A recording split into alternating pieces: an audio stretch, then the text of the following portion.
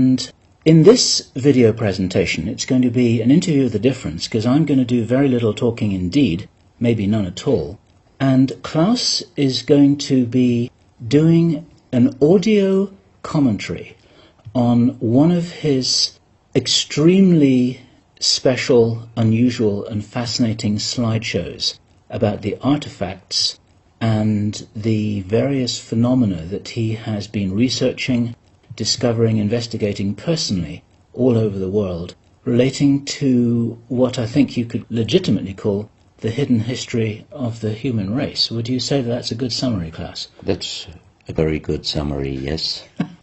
So I'm going to step back here, and what follows now, just kick back and enjoy this slide presentation, and Klaus is going to take you through his own journey. You can accompany him on his own journey through his own discoveries. And take it away, Klaus. What are we looking at here? I can see an array of pyramids. What's the significance? The significance is that you can find pyramids all over the world, on each continent. And the question is, when and who did build those pyramids? Why many of those pyramids all over the world are looking very, very similar? Another question is, did there really exist a global civilization? And I think many of our researchers are really telling us that once upon a long time a global civilization existed. But how many thousands of years ago, we don't know. Most of the audience of Project Camelot may know about the story of one stone pyramid building found in 1984, 25 meters under the sea level in Japan, on the island of Yonaguni, which is the southeast Japanese island belonging to the Ryukyu island group. And there is still a struggling of some international archaeologists who are saying that these monuments were done by nature.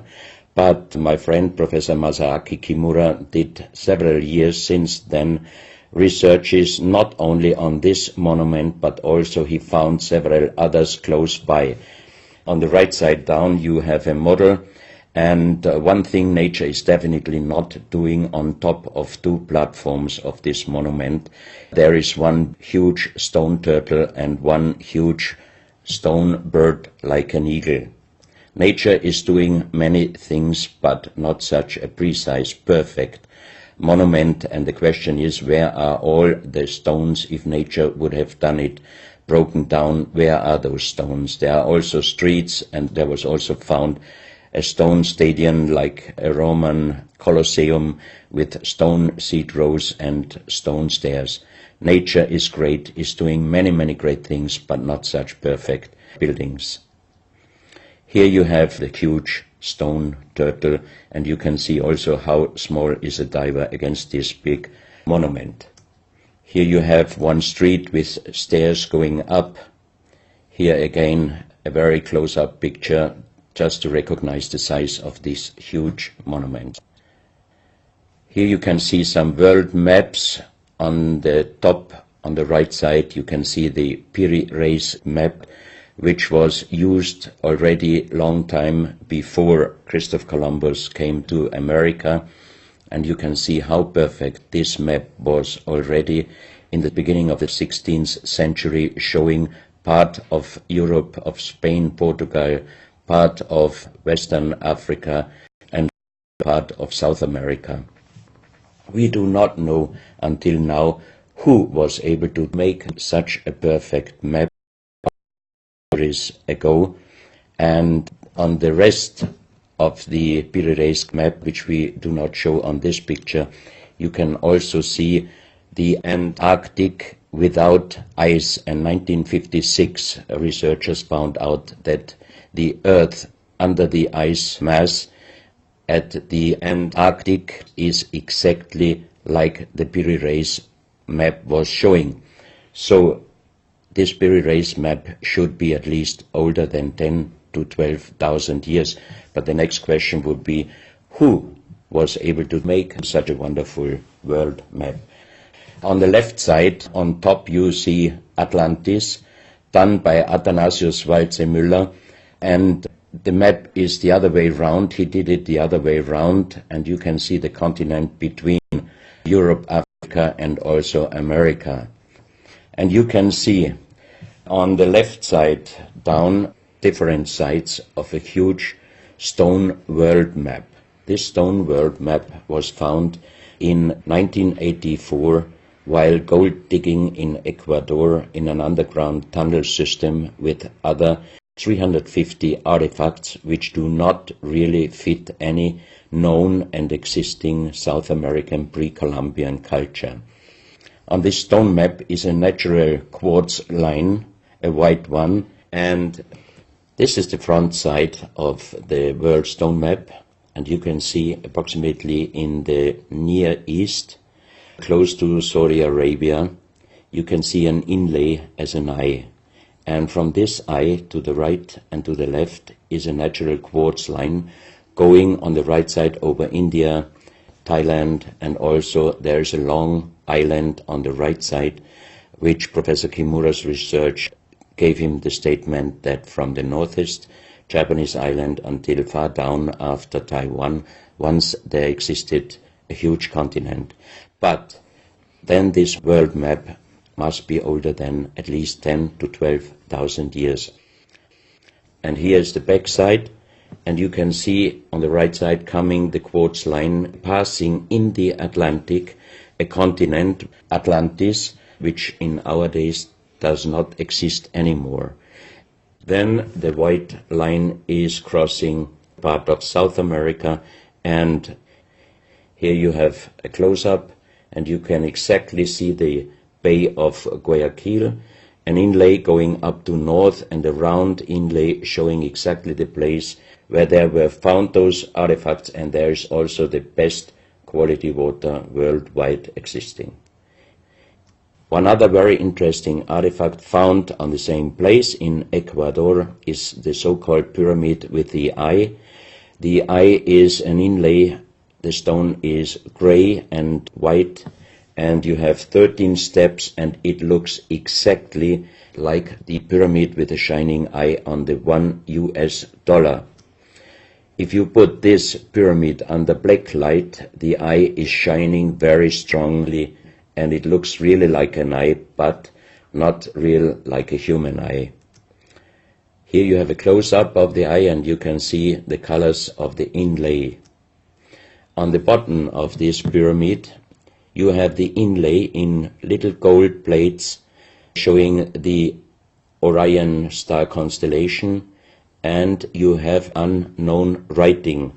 The translation of Professor Kurt Schildmann, who was the president of the German Linguistic Association, and he was perfect in more than 40 languages. He was able to translate this writing. He called it pre-Sanskrit because it is older than the oldest writing. And the translation of these 4 letters you can see here, his translation is "the Son of the Creator comes."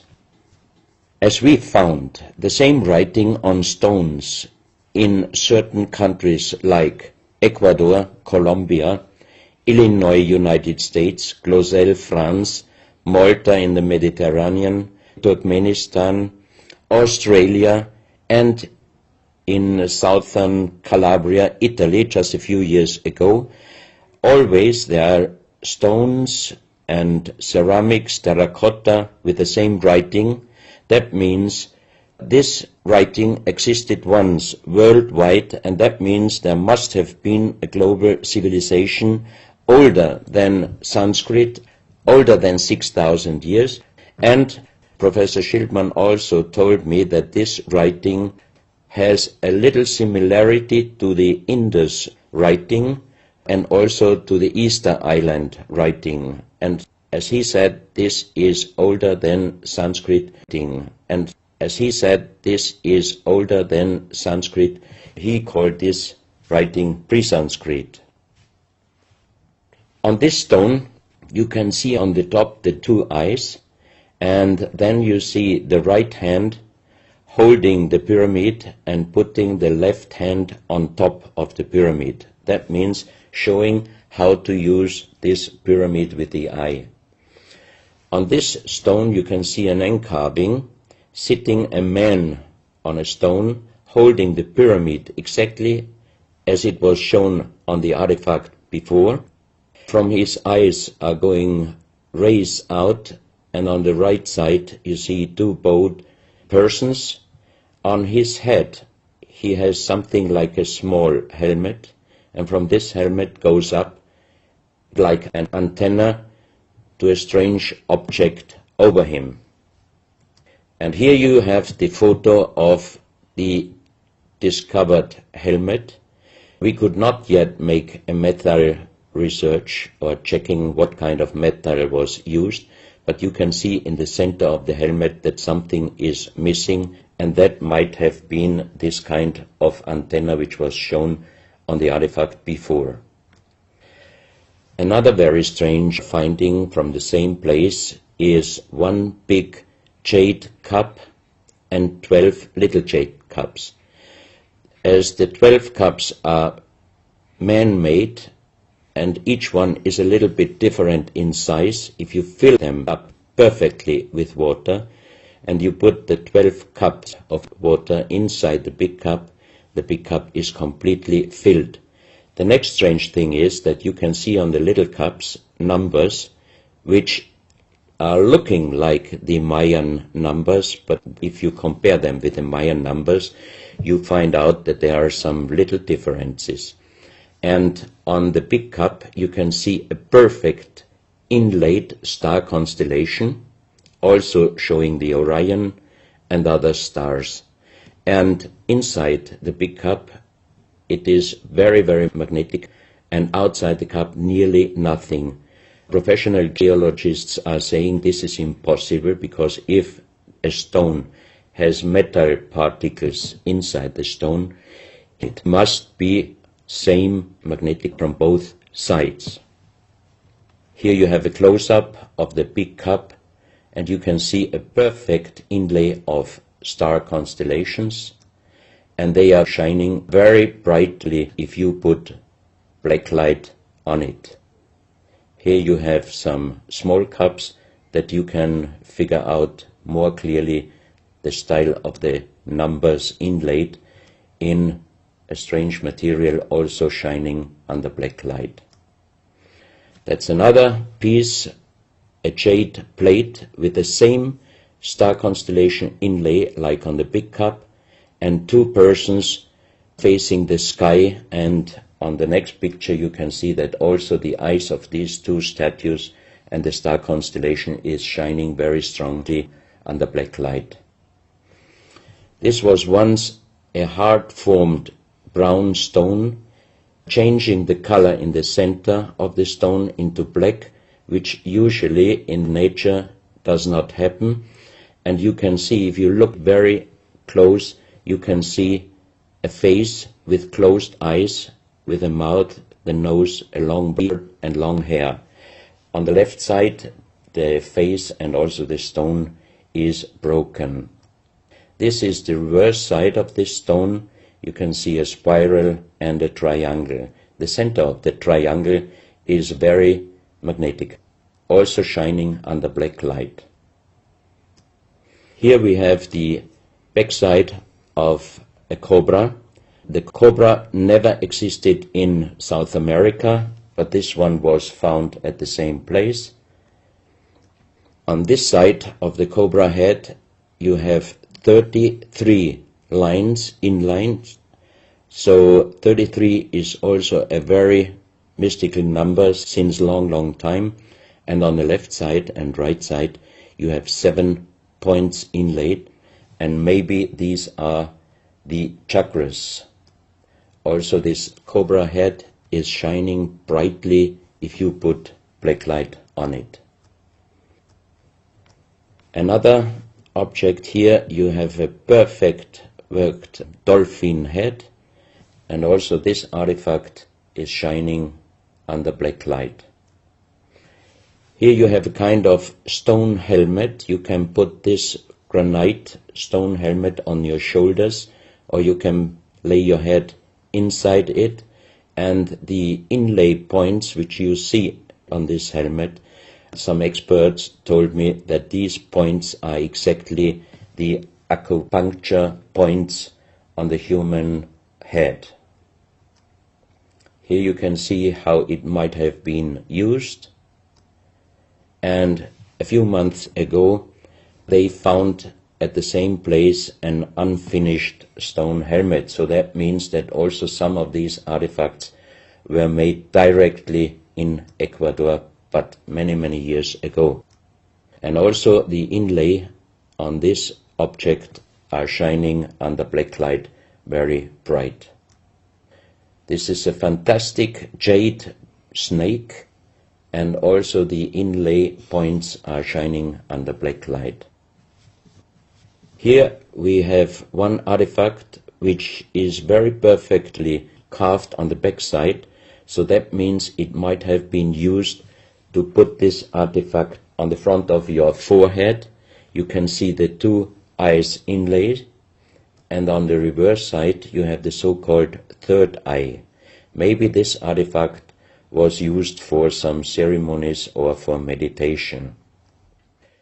Here we have a jade plate with an inlay of a spiral, also shining brightly under black light.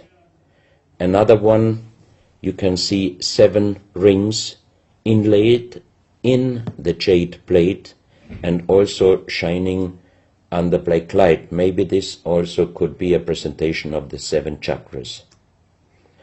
Here is one of the ceramics found there.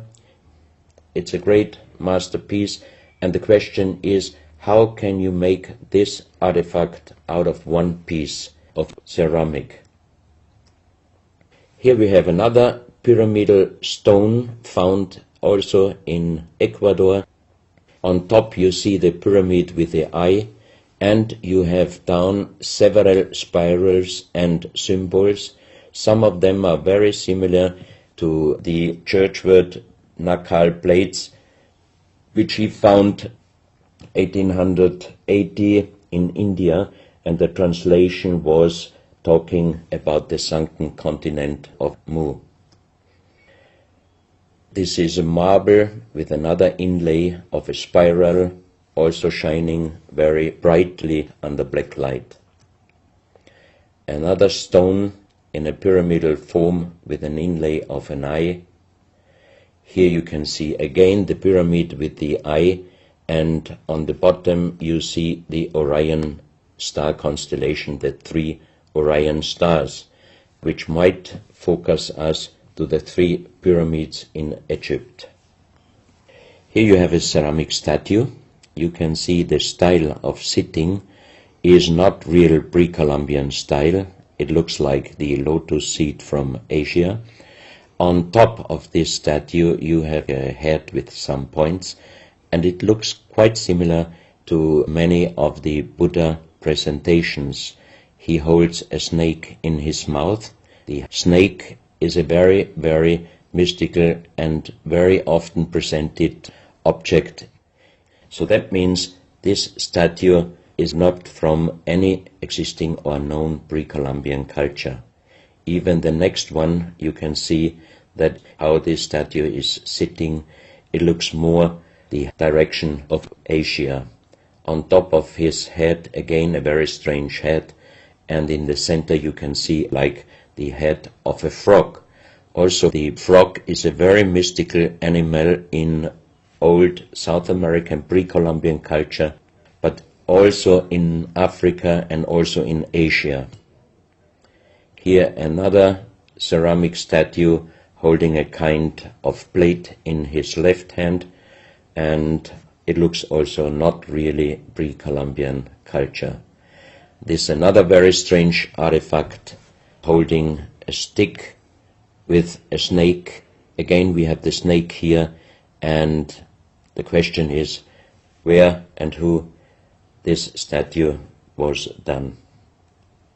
This is a photo of the Altiplano was done. This is a photo of the Altiplano in Bolivia. Archaeologists and researchers found out that at least before 4,000 years, there was happened a very big impact in Argentina, and the shock wave of this big impact destroyed many stone buildings in the Altiplano of Bolivia. You have here a picture of Pumapunku, a very strange place close to Tiahuanaco in Bolivia, and you see tons of stone plates with perfect work on it, destroyed. Maybe this was the reaction to the big impact in Argentina. Here you have my friend Giancarlo Bonfanti, Italian researcher, in the center of the so-called Sun Gate in Tiahuanaco in Bolivia, and some researchers write that the figurines on top of this side of the Sun Gate are showing the Venus calendar. Here you have one of the big stone plates from Pumapunku, and you can see how perfect this stonework was done. And the question is, could you do such perfect work with simple tools? Close to this area, they found skeletons with a size of 2.6 meters.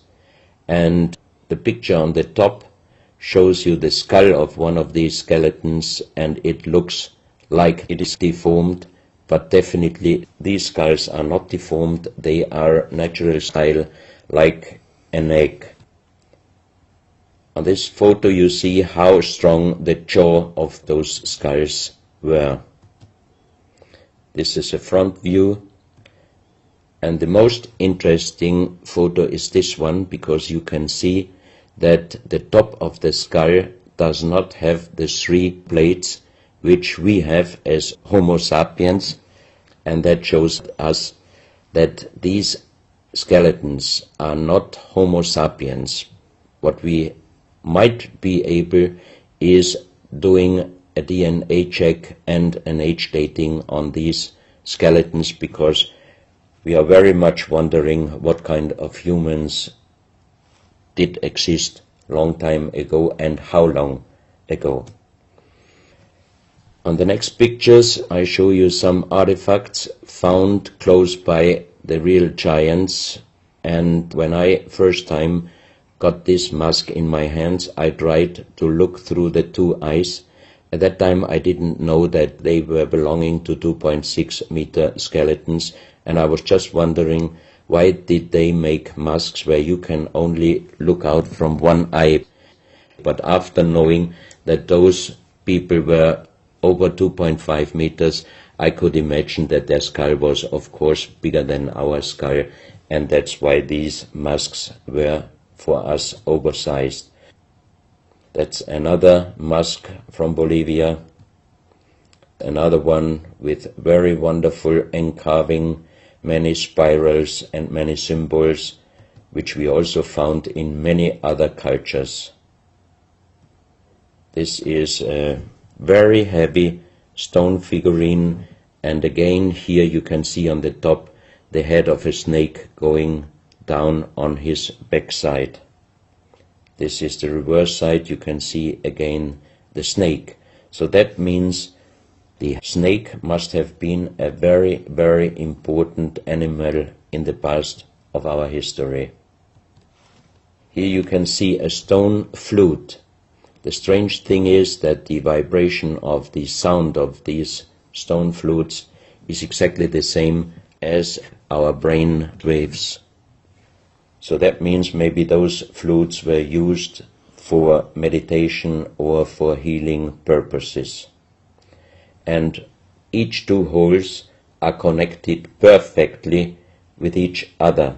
That means you can make perfect holes into this very, very hard stone, but how you connect with simple tools the two holes on the bottom, this would be even in our days a very difficult work to do. Because it's in the shape of a U and it curves round inside the stone. That's right. And with simple tools you are definitely not able to do such a work. and even the holes are very precise. This is the form of a boat, and you have 3 flute pipes at the end. Here you can see how perfectly they were made.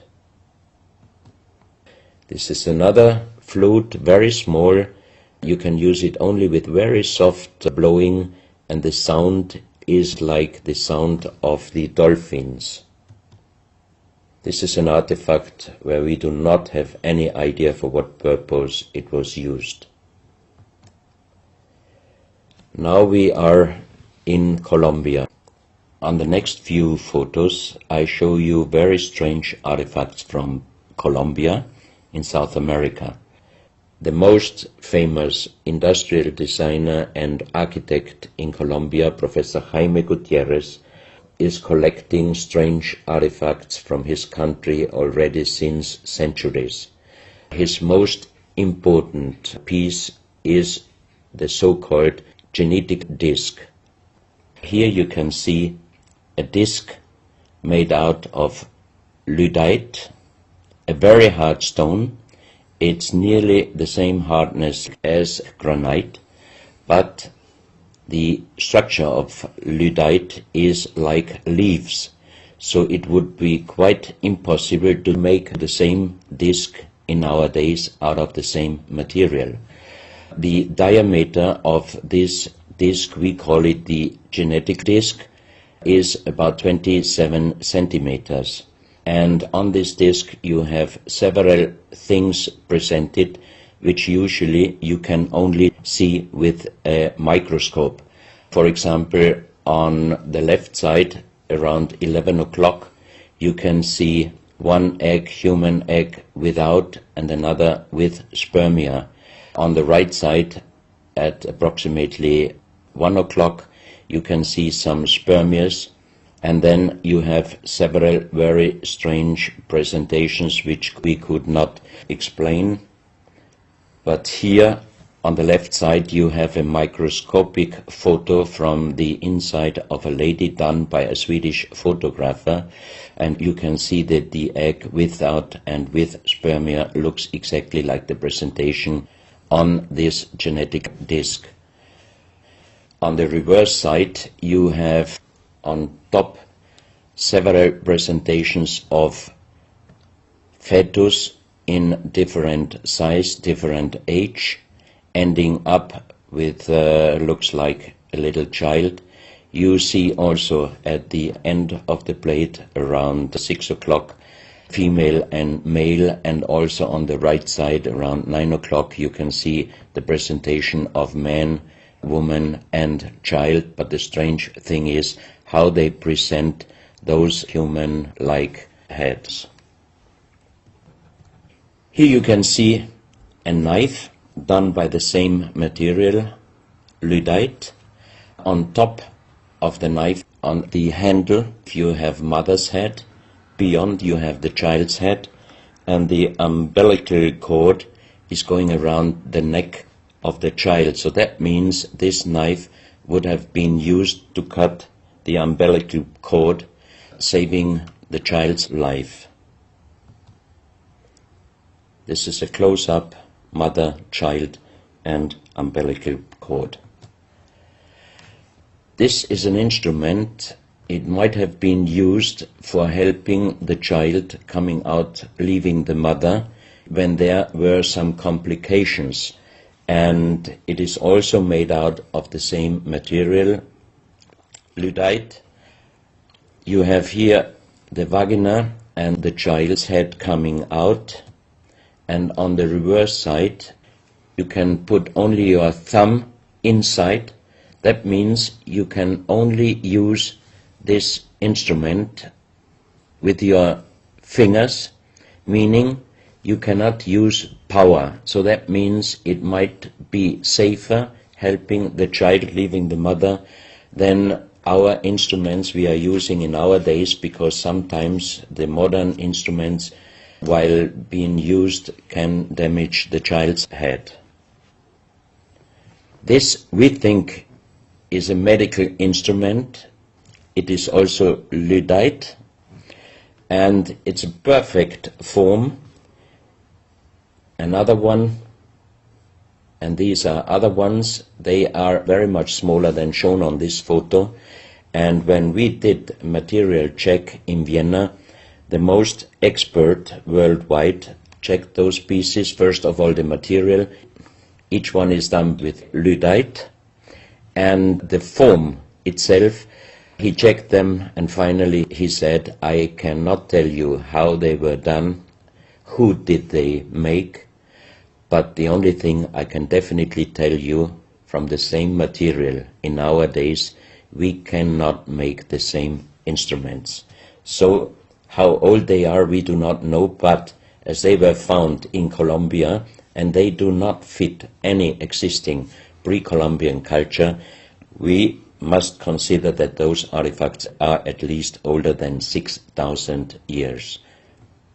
But we cannot explain what kind of technology they did use to be able to make such instruments and such tools made with lyddite. You can see each piece fits exactly every kind of hand, never mind how big the size of the hand was. Each instrument, each tool fits exactly each hand which was using those instruments. This face looks a little bit like the Maui, the big stone statues from Easter Island. Here you have a close-up.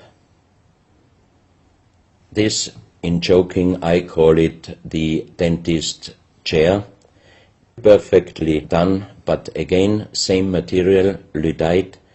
And the strange question is, why, if they could make such perfect figurines out of this very difficult material, why did they show the human face always with big round eyes and a little nose and a big mouth? There is no real explanation possible. This is again one piece from Colombia, lyddite. On the front side you see the mother holding the baby, and on the back side you see the man with armors, most probably for hunting. This stone figurine was found in Colombia. It looks exactly like the Maui statues from Easter Islands, but it is only about 30 centimeters in size. This is another masterpiece of stonework. You have on both sides presented one bird, but if you look at the front side, you can see that the two birds presenting a face, and on the left side, between the bird's head and the wings, you see again this unknown writing which we found on stones from all over the world. This is the mother holding a child, very strange face, and it's a kind of jade material. This is another stone from Colombia showing an armadillo. On top of the armadillo you can see a strange face with long ear and two horns on top. On this artifact you can see a smiling face on top.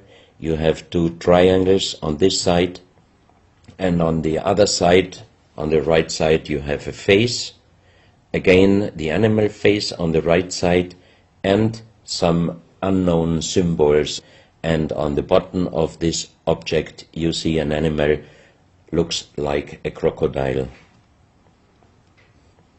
Now we are moving to Guinea, West Africa, very close to the Guinea, West Africa, very close to the border with Mali.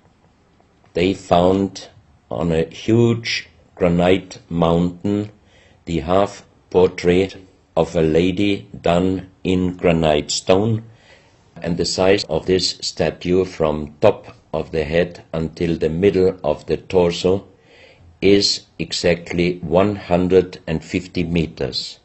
So this is a real big question. who might have been able to do such a huge granite half-portrait in a mountain at least 10 to 12,000 years ago, because the Italian archaeologist Professor Pittoni was on the spot. He did these photos and he checked the earth on the bottom of this mountain, and his calculation was that this stone monument must have been done at least 10 to 12,000 years ago. But then we have the real big question: who could have been able to do such a big stone monument? Even in our days it would be impossible, or at least it would cost so much money that it would never be able to do. And if you look at the close-up of the face, some experts told me that this face definitely is not European, but also, of course, not black African. It must be either South American or Asian culture. But then again, we are at the point 10 to 12,000 years ago. It might be the civilization, the lost civilization from Atlantis.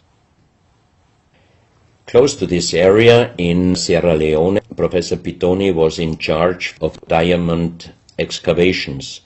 And as he heard in this area a legend about Allah was angry with some angels, and he put them into stone and throw them to the earth. He put the sky, also made it into stone and throw it to the earth, and he put the stars and throw them to the earth.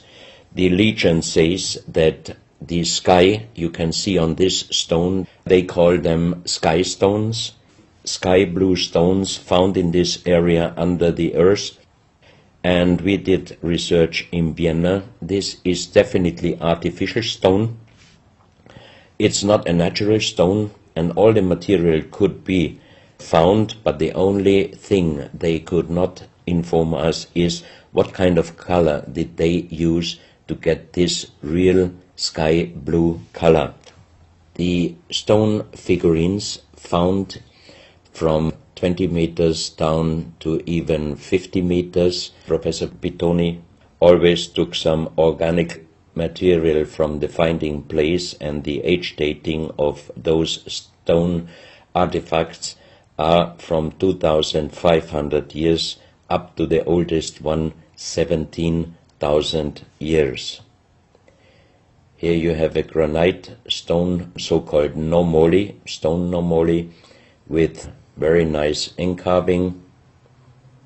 Here you have a man sitting on an elephant, as there are also the legends of giants all over Africa.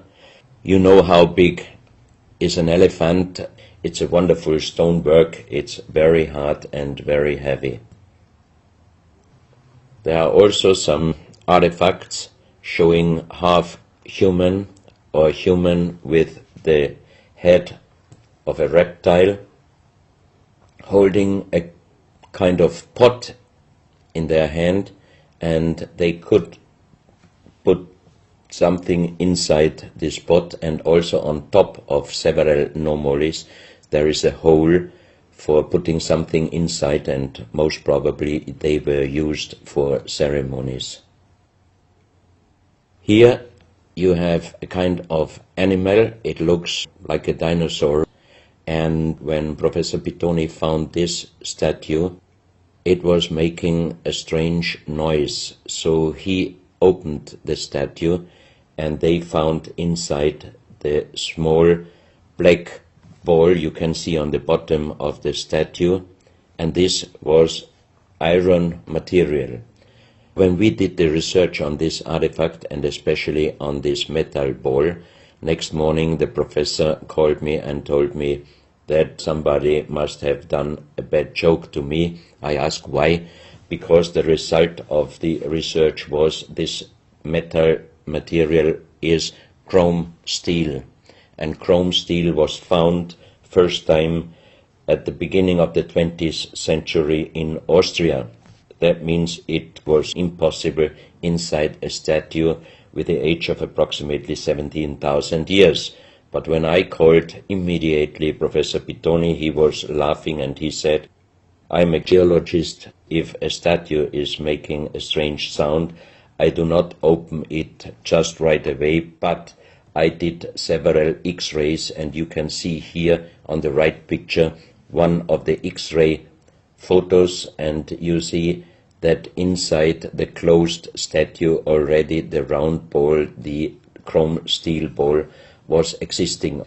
On this X-ray photo you can see exactly, and also Professor Pitoni saw, that this statue in former days already was opened but perfectly closed again, and he called a specialist who opened it exactly concerning this photo, the small stone ball which was closing the hole inside, and you can see that the metal ball was already existing. Some of you might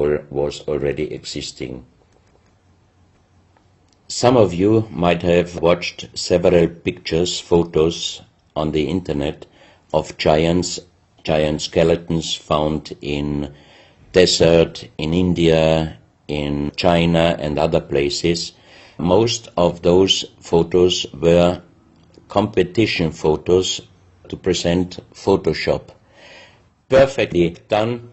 I also was quite impressed when I received first time one of those photos, but these photos I'm showing you now, they are definitely not coming out from a Photoshop competition. These photos are real skulls and skeletons. This skull was found in a tunnel system underground in Colombia. The skull is dated up to 11,000 years. The skull is bigger than normal skull, and the front teeth of the jaw are lined up in a different way than our teeth. Something that occurs to me here is that there's a very strong, pronounced jaw. It's a very prominent jawline, very prominent chin. And here you see a photograph that was shown to us by a Project Camelot insider. Now, this isn't a real photograph. This is a scene from the old Arnold Schwarzenegger movie Conan the Barbarian. And what you're seeing here is a special effect on the actor James Earl Jones. The critical thing here is the shape of the jawline. Our witness, who had spent time with the Anunnaki in real time, in the present day, said that one of the things that characterizes them, besides their size, which he says was 8 or 9 feet tall, he said they're very large and they're very strong and they look larger than that, but that's round about their height, which matches exactly the 2.6 meters that Klaus has been talking about. He said it's a very prominent, strong jawline, and this is what strikes me about these skeletons, these skulls here that we're looking at right now. Didn't know. No, you need to know this. Back to Klaus. So once again, here you have a very old photo done in a museum in La Valletta in Malta, and it shows several long skulls, and the explanation is deformed skulls, but they are very long, going to the back. This is one of several very, very strange skulls. They are presented in a small museum in Ica in Peru. Ica is located close to the famous Nazca lines, and the museum is called Museo Maria Reiche, the German lady who was researching her whole life about the Nazca lines. And in this museum you can see the most strange skulls I ever saw, all found in this area close to the Nazca lines. So the question is, what kind of humans were living there, and how did they get those skull forms? And especially this one, definitely several doctors and experts told me it would not be possible to create such a kind of deformation, because through deformation you do not get the double bone material on the skull, and on this skull even you have particles of the skin and hairs, and I think it would not be difficult to do a age dating and especially a DNA analysis of this skull.